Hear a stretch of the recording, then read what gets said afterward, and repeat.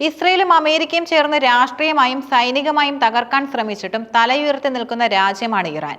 ഈ അതിജീവനത്തിന്റെ കഥ കേവലം സൈനിക ശക്തിയിൽ ഒതുങ്ങുന്നില്ല. ശക്തമായൊരു ഭരണകൂടവും ആർജവമുള്ള ഒരു ജനതയും സാമ്പത്തിക വളർച്ച ലക്ഷ്യമിട്ടുള്ള നയതന്ത്ര നീക്കങ്ങളും ഈ രാജ്യത്തിന്റെ കരുത്ത് വർദ്ധിപ്പിക്കുന്നു. ഖത്തറിൽ നടന്ന അറബ് ഇസ്ലാമിക് രാജ്യങ്ങളുടെ സംയുക്ത ഉച്ചകോടിയിൽ ഇസ്രയേലിനെതിരെ ശക്തമായ നിലപാടെടുത്ത ഇറാൻ പ്രസിഡന്റ് മസൂദ് പെസഷ്കിയാൻ ജൂതരാഷ്ട്രവുമായുള്ള ബന്ധം വിച്ഛേദിക്കണമെന്ന് ആവശ്യപ്പെട്ടത് അറബ് ലോകത്തെ മുഴുവൻ ചിന്തിപ്പിക്കുന്നതായിരുന്നു.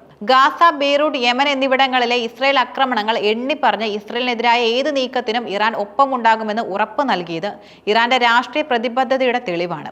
ഇസ്രയേലിന് കനത്ത പ്രഹരം ഏൽപ്പിച്ച ഏക രാജ്യമാണ് ഇറാൻ. ഇറാനുമായുള്ള ഏറ്റുമുട്ടലിൽ ഗാസ പോലെ തകർന്നടിയുന്ന അവസ്ഥയിലേക്ക് ഇസ്രയേൽ പോയപ്പോഴാണ് അമേരിക്ക തന്നെ വെടിനിർത്തലിനായി മുന്നിട്ടിറങ്ങിയത്. 2024 ഏപ്രിൽ ഡെമസ്കസിലെ ഇറാൻ കോൺസുലേറ്റിന് നേരെ ഇസ്രയേൽ നടത്തിയ ആക്രമണത്തിന് മറുപടിയായി ഇറാൻ നേരിട്ട് ഇസ്രയേലിന് നേരെ നടത്തിയ മിസൈൽ ആക്രമണം ലോകത്തെ മുഴുവനും ഞെട്ടിച്ചിരുന്നു. ഈ ആക്രമണത്തിൽ അമേരിക്കയുടെയും ഇസ്രയേലിന്റെയും അത്യാധുനിക പ്രതിരോധ സംവിധാനങ്ങൾ പോലും പരാജയപ്പെട്ടു. ഈ സൈനിക മേൽക്കോയ്മ ഇറാനുമായുള്ള സന്ധി സംഭാഷണങ്ങൾക്ക് ഇറങ്ങാൻ അമേരിക്കയെ നിർബന്ധിതരാക്കി. സാക്ഷാൽ ഡൊണാൾഡ് ട്രംപ് പോലും ഇറാനുമായി ചർച്ച നടത്തേണ്ടി വന്നു. അമേരിക്കൻ സൈനിക താവളത്തിൽ ഇറാന്റെ മിസൈൽ പതിച്ച സംഭവം ഇറാന്റെ സൈനിക ശേഷി എത്രത്തോളം വലുതാണെന്നും തെളിയിച്ചു.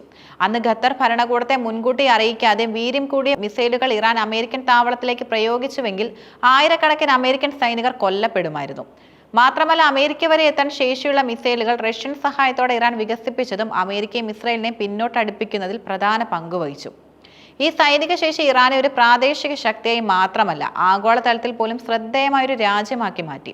ഇറാന്റെ ശക്തമായ നിലപാടുകൾ ഇസ്രയേലിന്റെ ആഭ്യന്തര രാഷ്ട്രീയത്തിലും വലിയ ചലനങ്ങൾ സൃഷ്ടിച്ചു.